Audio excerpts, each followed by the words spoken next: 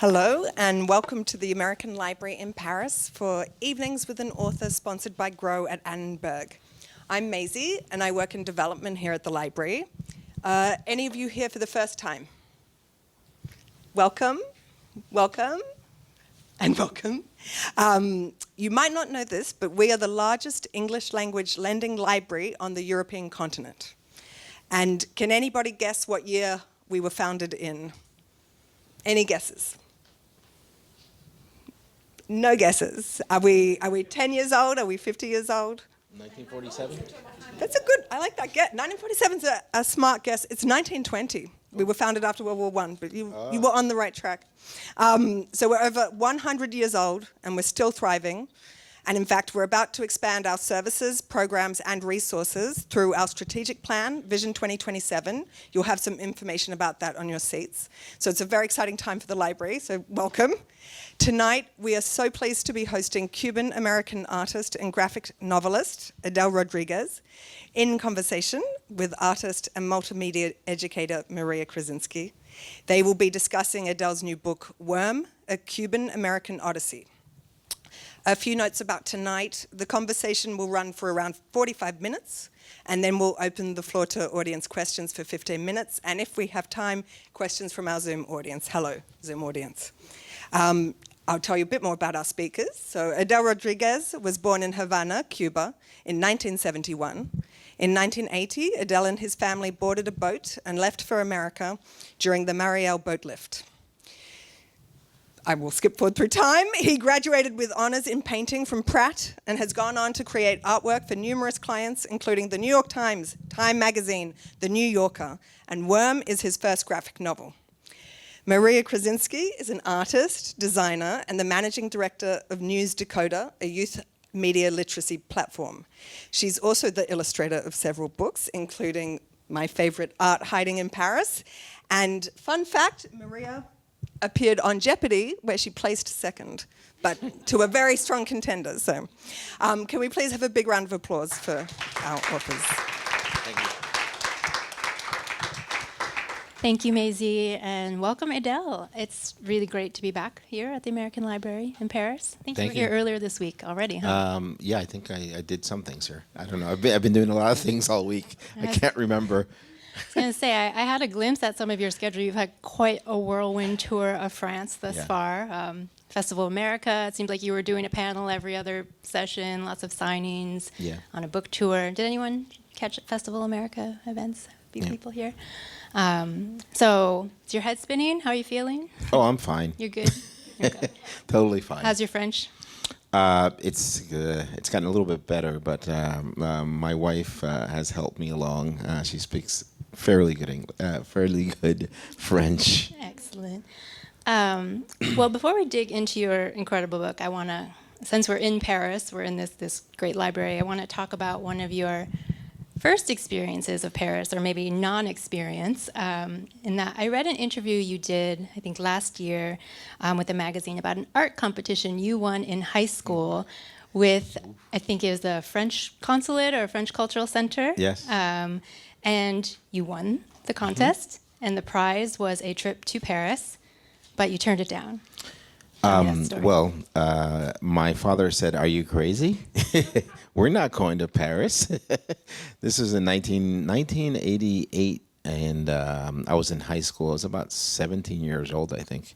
And the competition was to place the Eiffel Tower in Miami somewhere.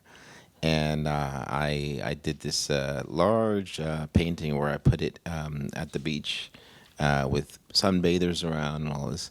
And yes, it won first place, and the prize was a Air France ticket to Paris, and also French classes at the consulate down there.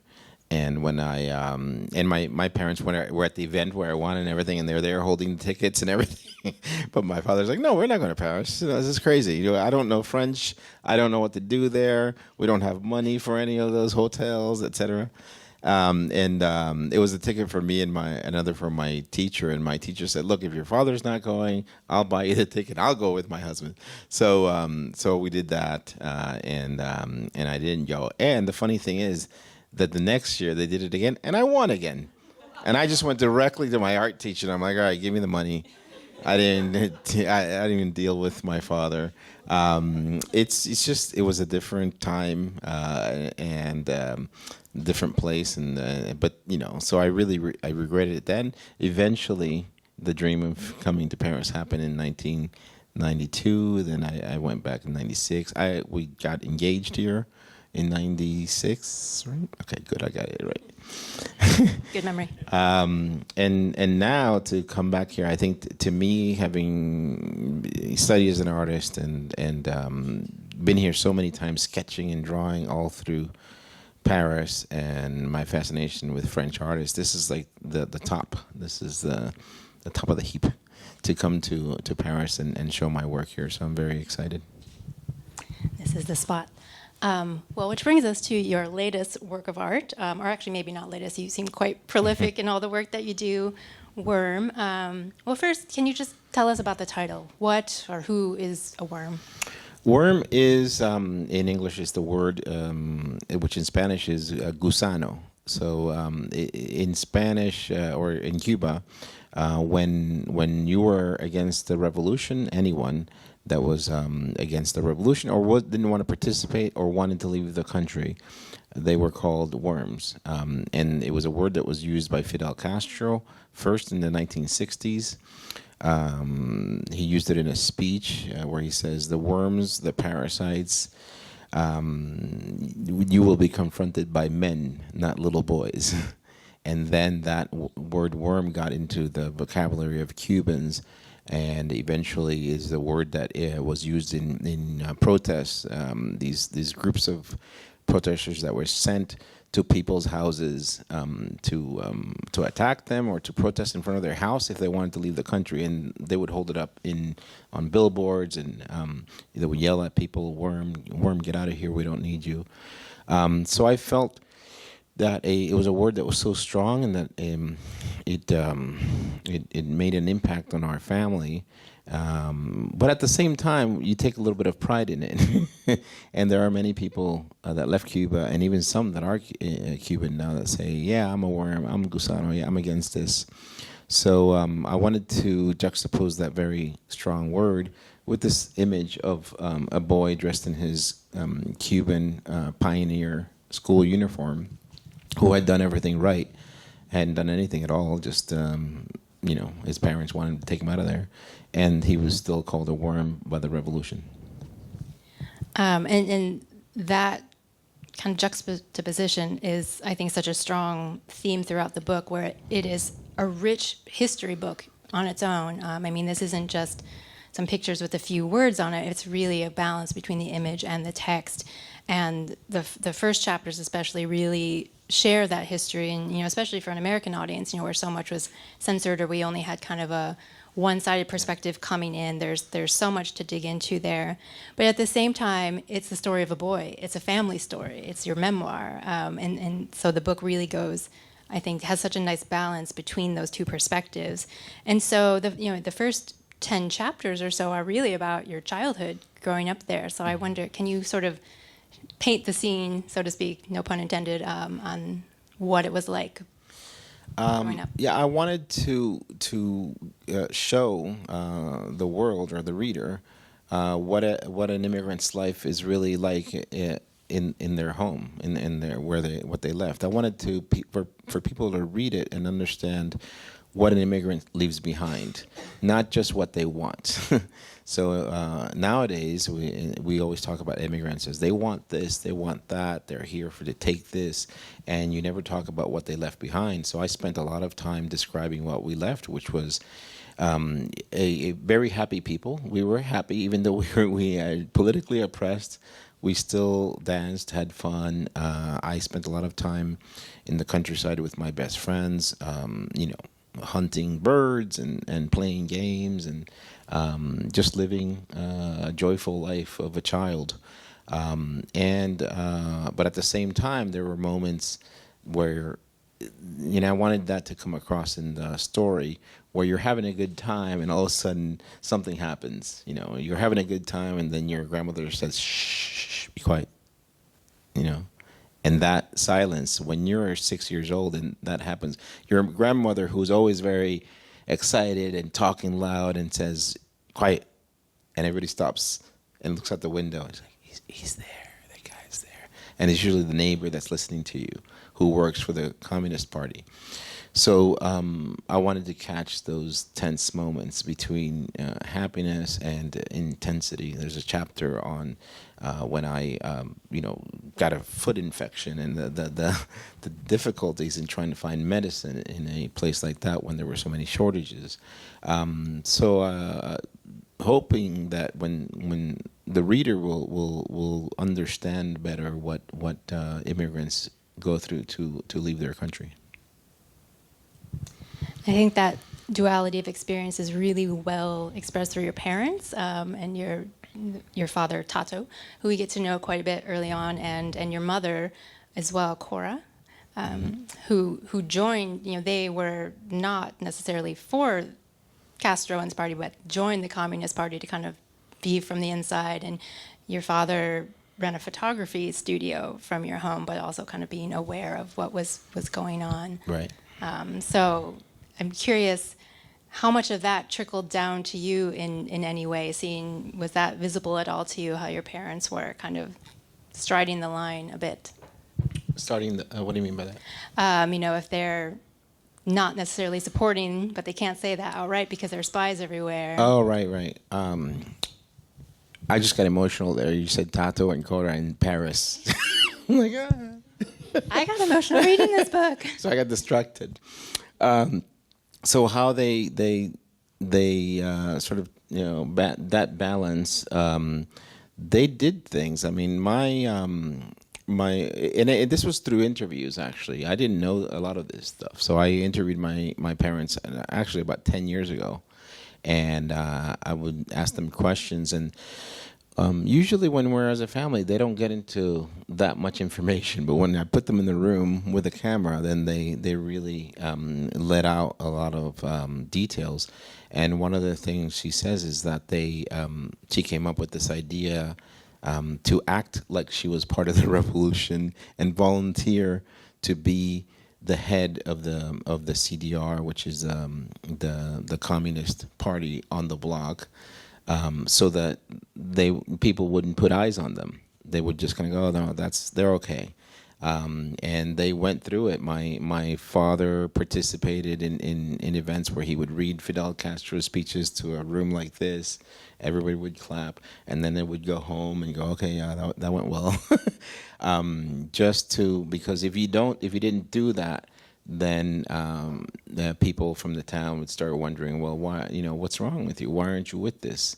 And in the book I write, later on, when I'm in the U.S., when someone comes up to me about probably about 8 years ago in 2016, talking in secret, like talking quietly about Donald Trump.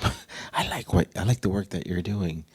And I was just like, why are you talking like that to me here in the U.S.? And it just, I started seeing some of the similar behaviors to what I saw in Cuba. And that's one of the reasons that made me get politically involved, but also to write a book to further explain and show the reasons for the work that I was making. We'll definitely get to U.S. politics. Right. Down the line, but just kind of moving a little bit through the narrative, as you're a young boy having a sort of, as normal a life as you would have. Did you have any inklings of being an artist or being creative at that time?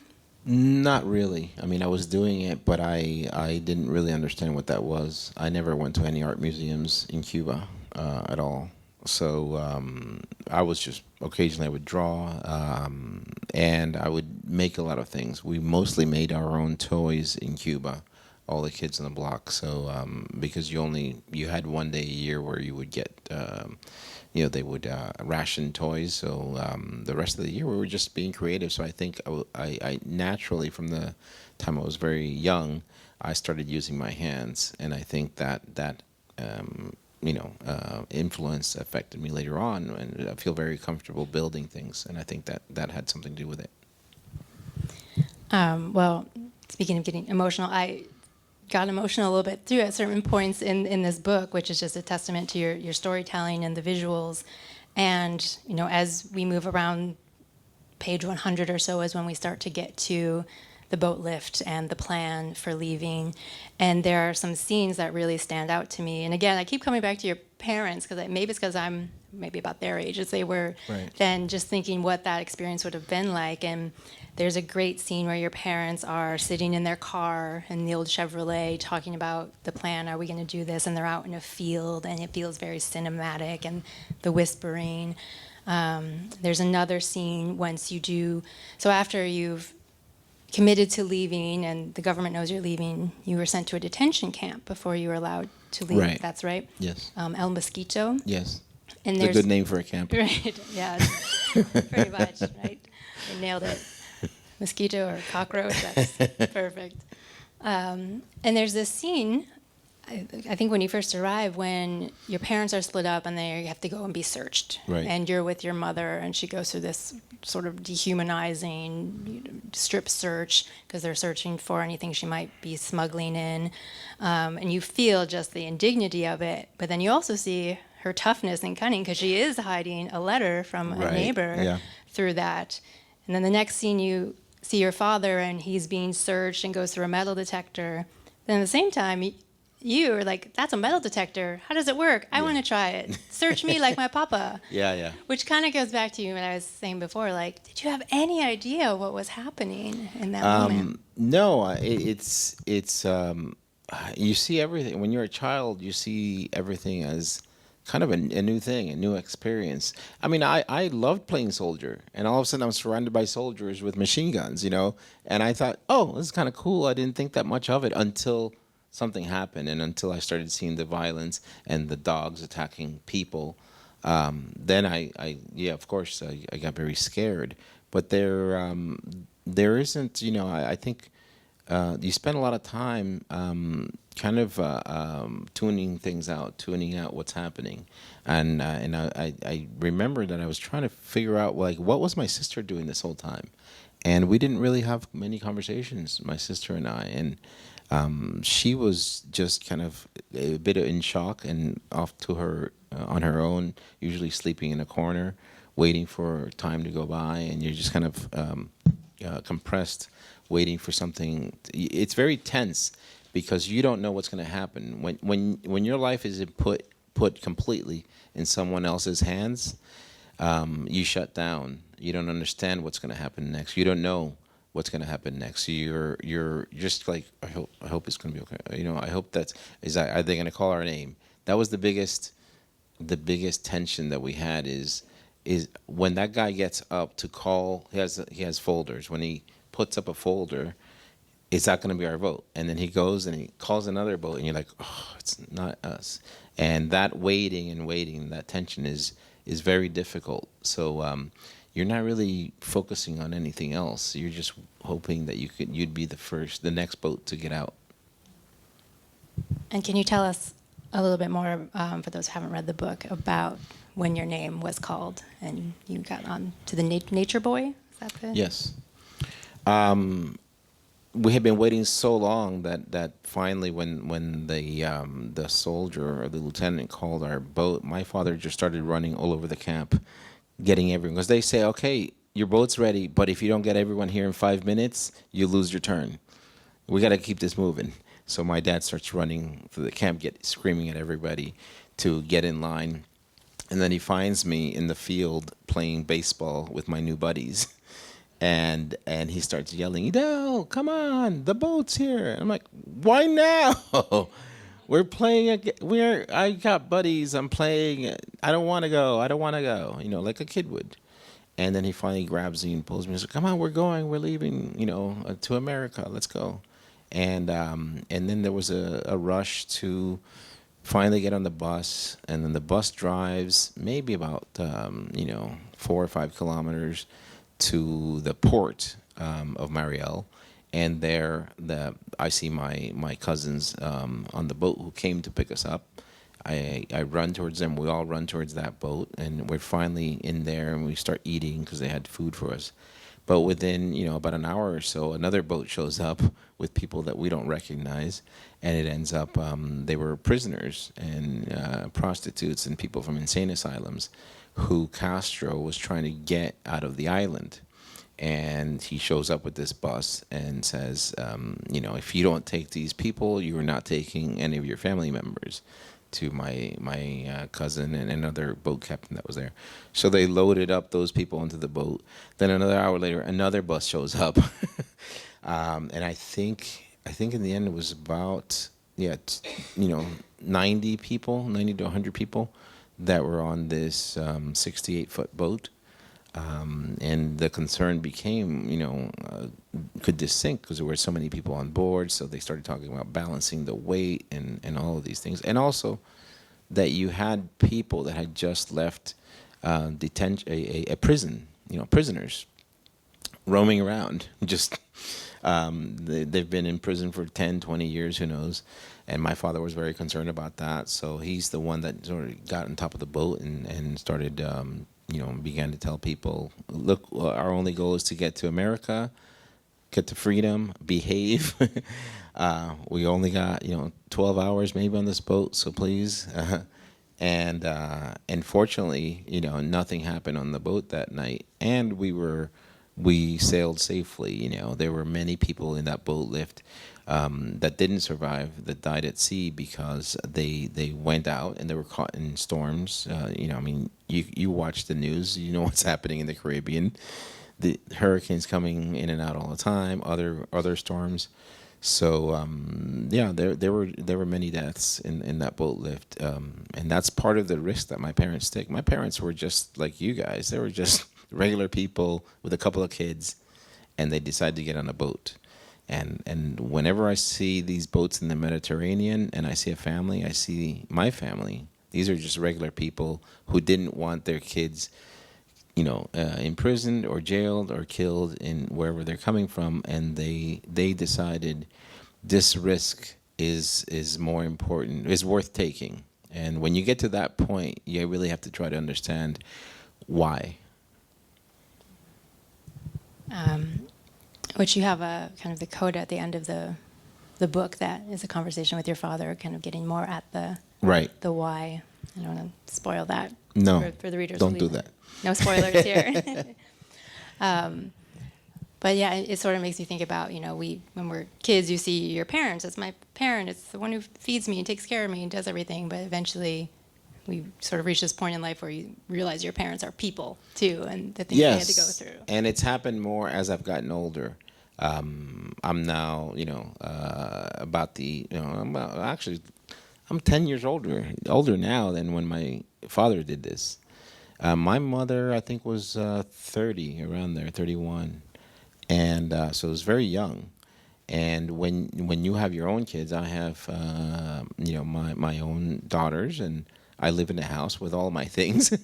And I sometimes do sit around and go, would I just leave all this and put my kids on a boat to a country where I don't speak the language?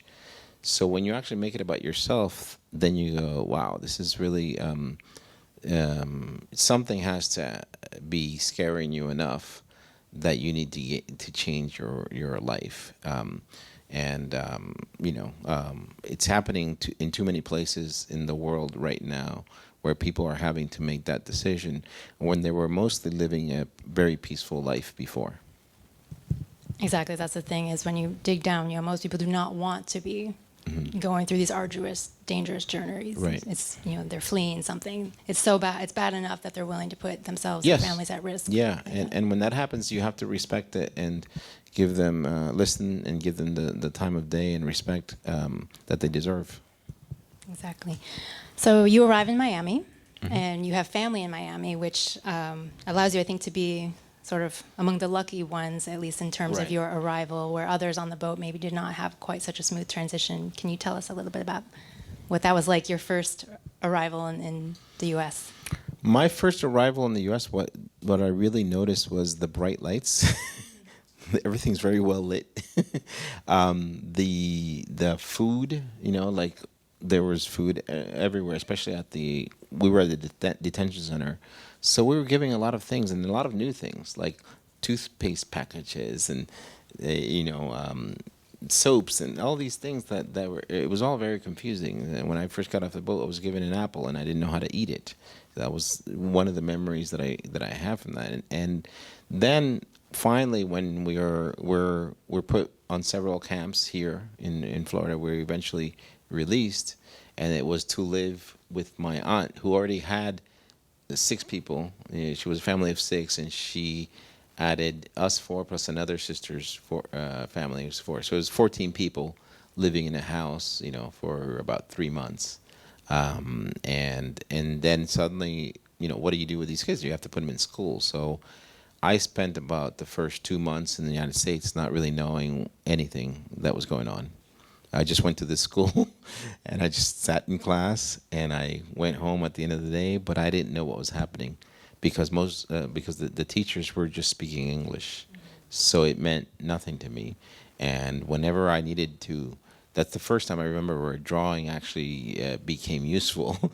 Whenever I needed something, I would draw it out for, like, if I needed to go to the bathroom, I would go to the bathroom. And if I was hungry, I would draw food or something. So that's how I spent the first few months.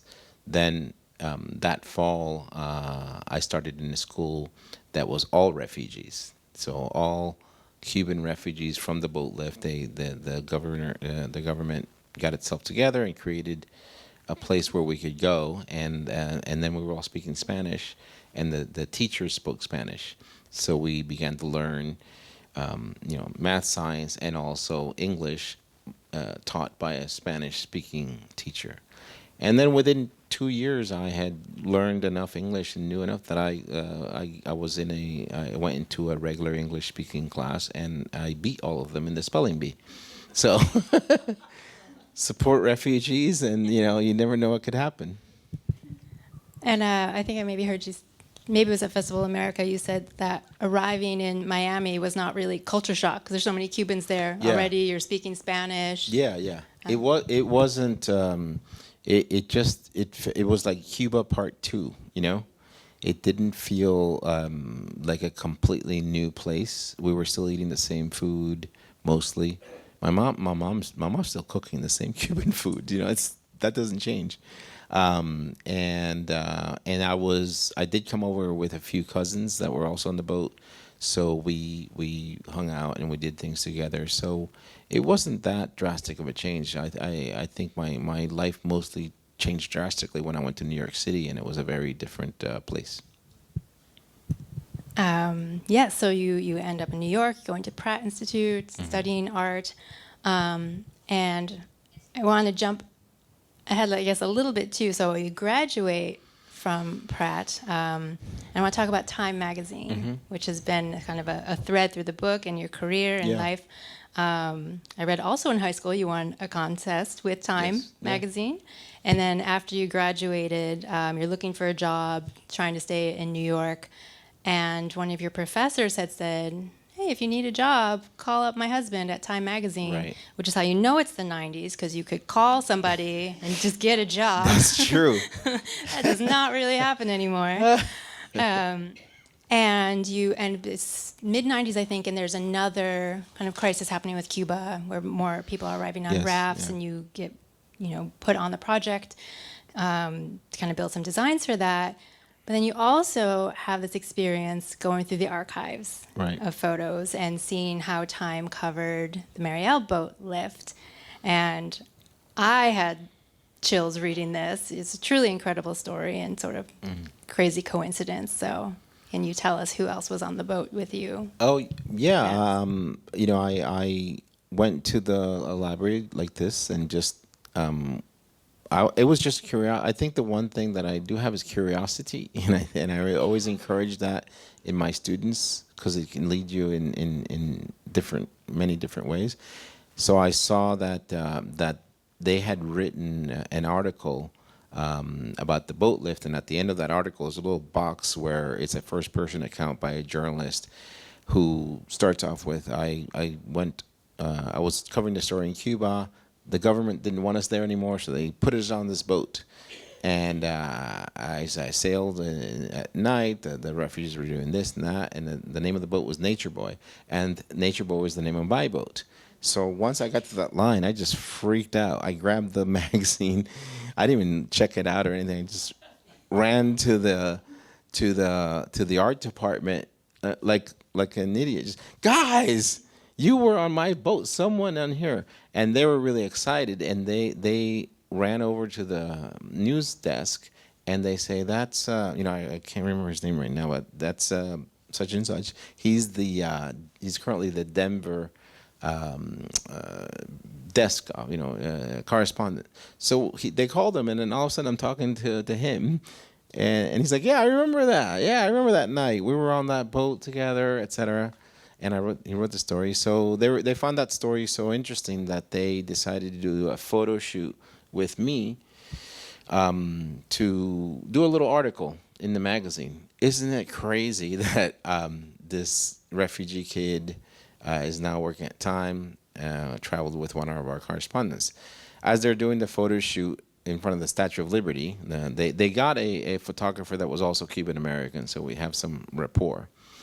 As he's taking the photographs, his name was Mario Ruiz. He starts looking at me and focusing on my face, and he looks at me and he goes, I recognize you. I've seen you before. I recognize your eyes. And I'm like, no, I don't know what you're talking about. I'm like, maybe in college or Miami. He's like, no. I've taken pictures of you before. And I was like, what do you mean? He's like, and then he goes, what day did you leave Cuba? I said, May 1st, 1980. He said, I was on a boat that night, and I took pictures of people on a boat, and I think I took pictures of you that night, because I was covering the story it was for Newsweek magazine. And I was like, no, finish the photo shoot. You're a crazy man. And then he's like, no, I think I got to check my files. So the next day, I'm just at my desk in my cubicle there, and he shows up with a little folder, and he goes, look what I have here. And I opened it, and it was about 20 pictures of me close up, my entire family, my sister, my mother. You could see that, my sister's got no shoes. We've been wearing the same clothes for about 10 days. And I just started bawling, like crying and freaking out. I sent the pictures to my parents. And it is that week he got the cover for Newsweek magazine, and two people on the side of our boat that he photographed were our friends who were also on the boat lift, and I actually have bought that magazine because I think I show it in the book too, and it's just this I've had this confluence of events and things happen in my life, but I do think sometimes it is just out of curiosity and that sort of journalism background to, if you see something, go a little further and see where this goes, and you'd be surprised. And I tell my students, I listened to someone who said, call my husband, and I did. So if your teacher says something, it gives you advice, like listen to it, because it might actually lead somewhere. Fortunately, I was blessed with those abilities. I don't know, because I don't know if my parents do that too much. Yeah. But my father is very good at that. Yeah. Oh yeah, I mean, we see throughout the book, even on coming to Miami, to the U.S., all the different things your father gets into. Yeah. And kind of the entrepreneurial. He's a great character. Yeah. No, he's wonderful. I read that scene in the book, and I was on a plane, and I said, "Oh my God!" And the flight attendant came over because she thought something was wrong. So, oh, that's great. Just a remarkable, confluence of events. I'm not sure when we have for Q&A, but okay, let's get to Trump. Mm-hmm. Since we're talking about Time magazine. Sure. I don't know if we have but for those who might not know, Edel is really known for iconic covers on Time magazine, Der Spiegel, others of Trump.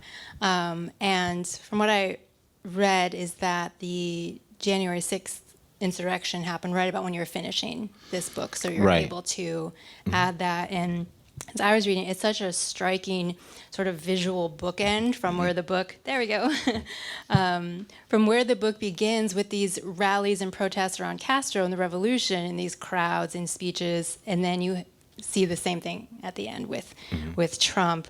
And it's sort of like you were saying earlier, like, well, I saw that there, now it's here we go again.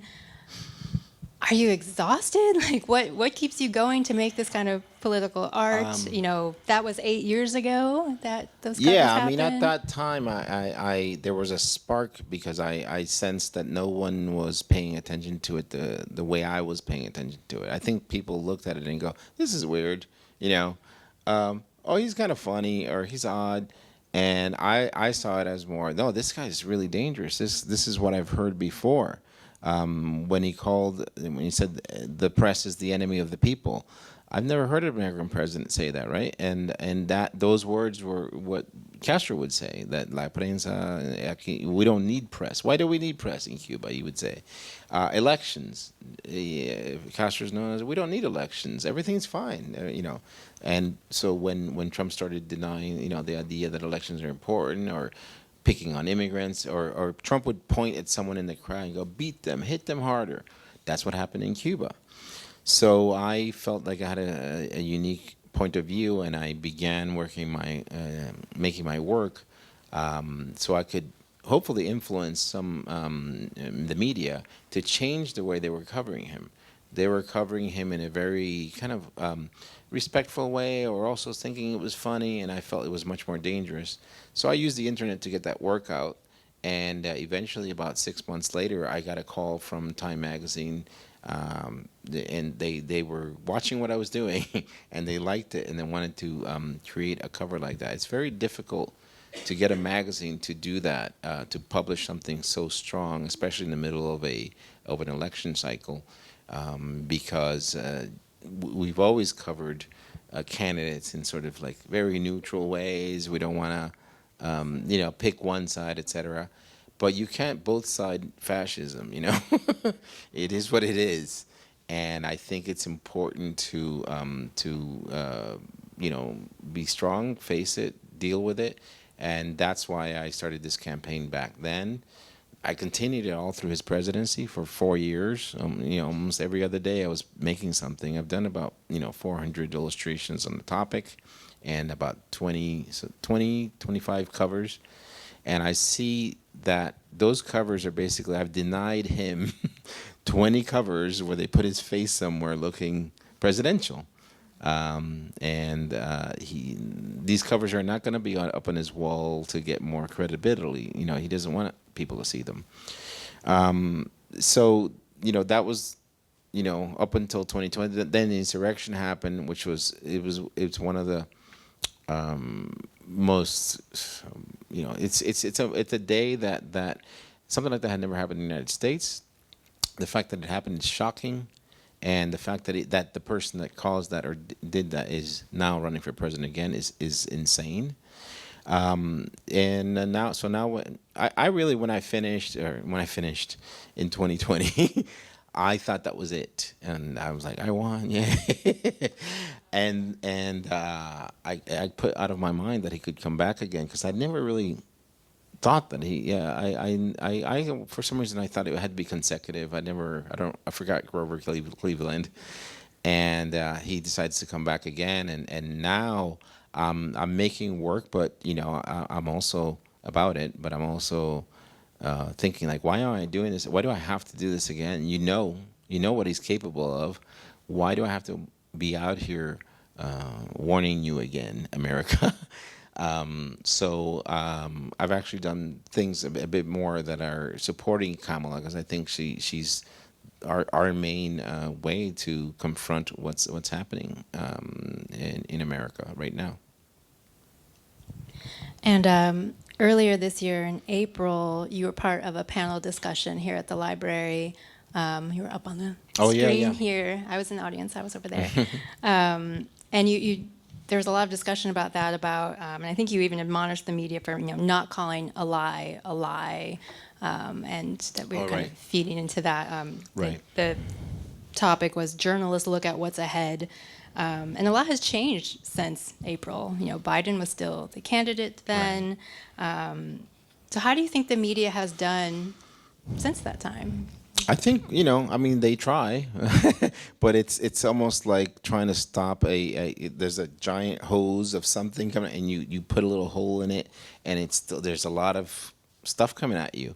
There are some journalists that do call things a lie, but I think we should just do it all the time. There's a clear definition for a lie, something that is wrong. So why don't we say lie more often? He obfuscated. He deceived. No, it's a lie, and I wrote that in my book. It's part of it. That, how do you? There's a whole chapter called "The Big Lie," because I think we really need to talk about this. These ways of communicating is something that's happened through history, and it's very dangerous and always leads to something very scary. If you accept lies as truths, if you don't confront it, and that's what I'm here to do. Maybe I'll ask one more question before we open it up for Q&A. This is maybe for my own benefit too, but as an illustrator as well, I'm curious about your process a bit to get into it. And I read that this book took about 10 years to produce. Yeah, it's a long road. 3 years actually working on it, 10 years thinking. Sounds about right. But this is just tip of the iceberg when it comes to your work. You have such a variety and diversity of styles, from the really minimalist covers. Your paintings are so expressive. You've done book and album covers. You even did the tour artwork for U2. Mm-hmm. How did you develop the style for this book? I think, I don't really think of style or developing in. I mostly think of how do I want to get this across? What's the clearest way to get what I'm trying, what my subject matter is across to the audience? With the magazine cover, and what's their purpose? So for the magazine cover, the purpose is clear, graphic, quick read. For a graphic novel, you're already there, right? So I actually want you to spend more time and look at every detail. So I did want to have a lot of detail, a lot more expressions than I generally put into my posters and graphic designs. A lot of more subtlety, gentleness when my mother is covering me in a storm.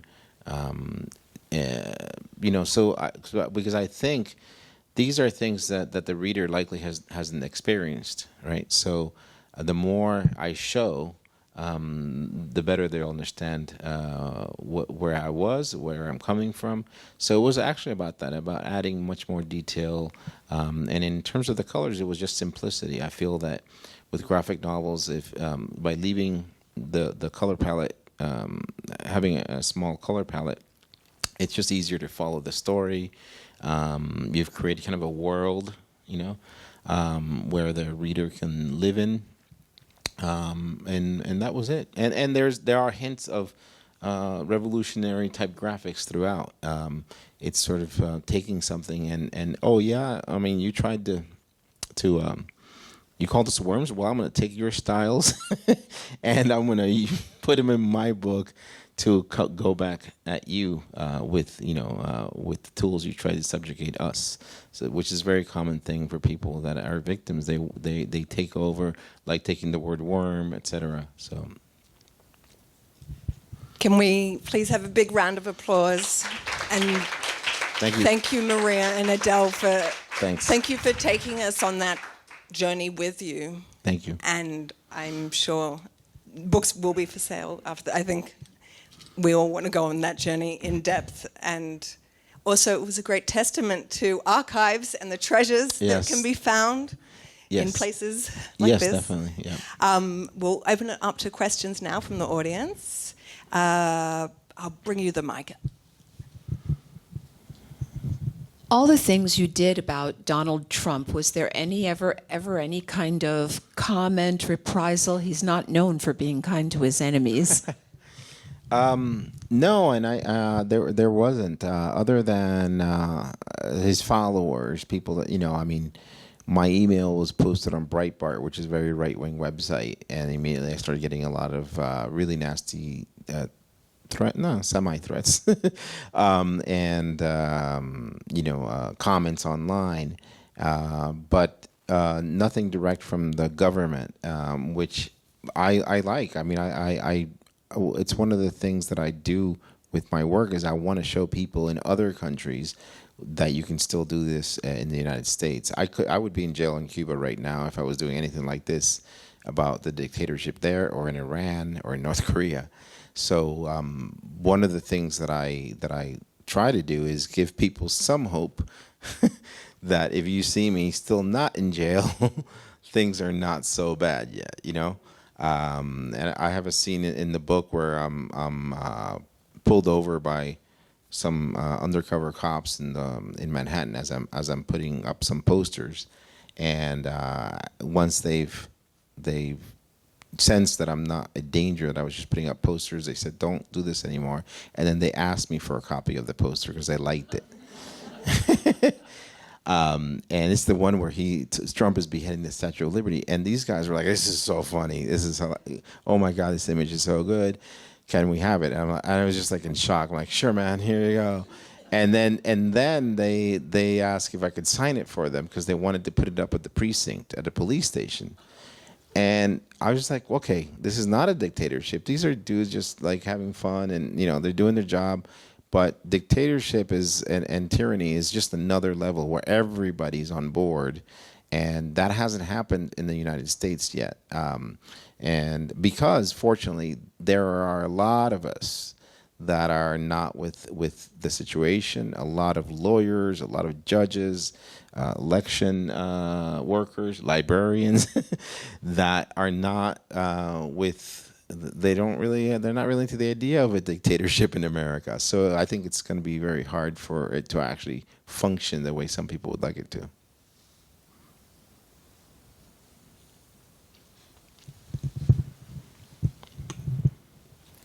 I may be wrong about this, but is it true that there's a large percentage of Cuban Americans in Miami that support Trump and the Republicans? Yeah, I wouldn't say it's a large. It's the percentage is about 55 that support Trump, 55%, 45% that don't. They get attention because amongst Latinos, that's very high. It's usually maybe 20% of Latinos or less would support Trump.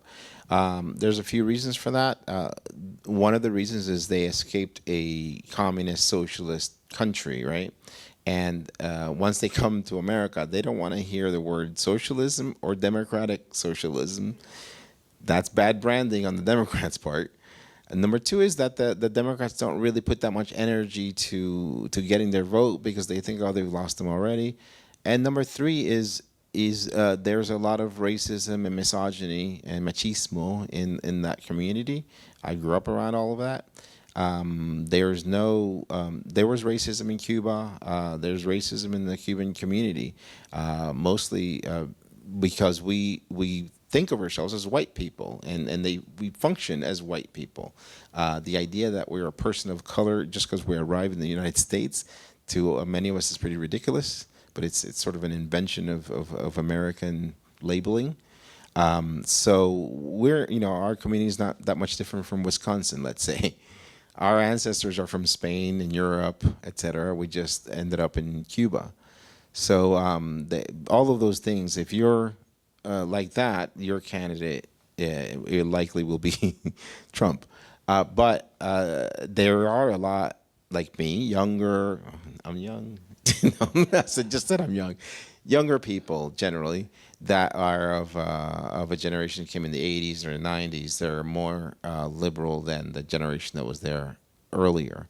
I know many people that are working in political groups in Miami and Florida for Kamala's team right now.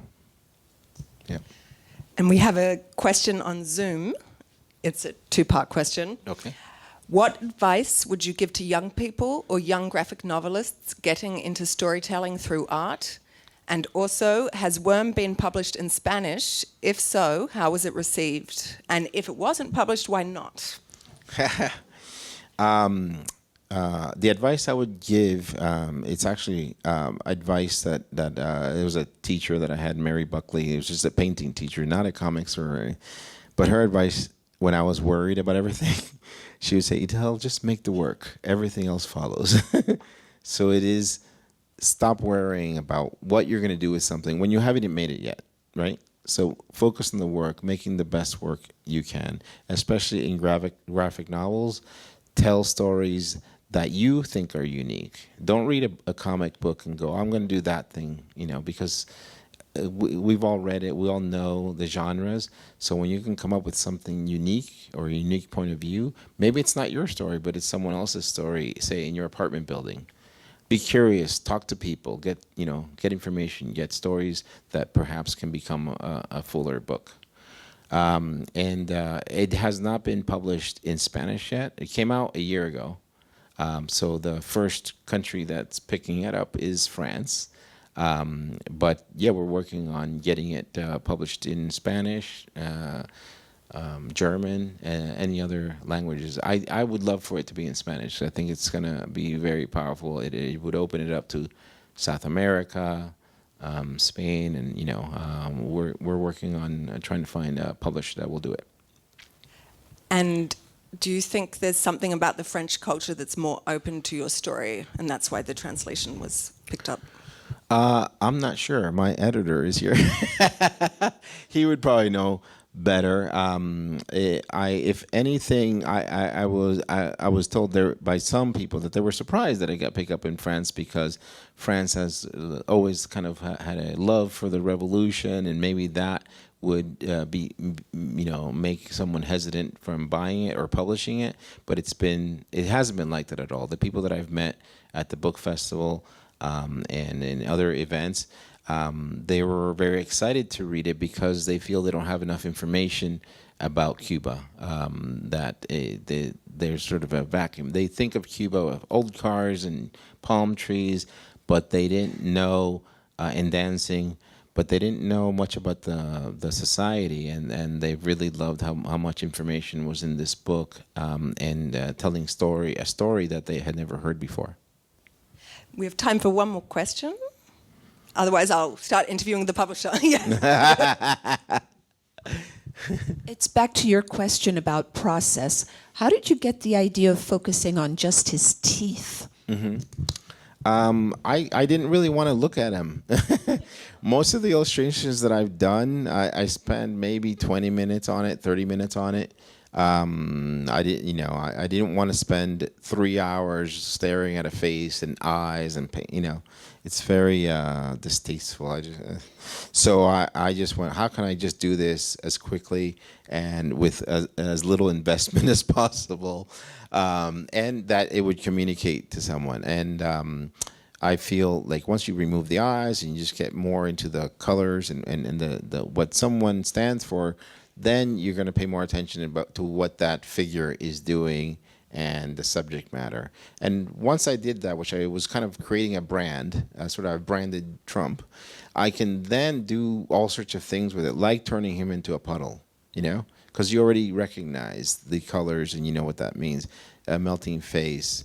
I even took the Marguerite's pipe and was able to just put him in there, and underneath it says, "This is not a president," instead of "This is not a pipe."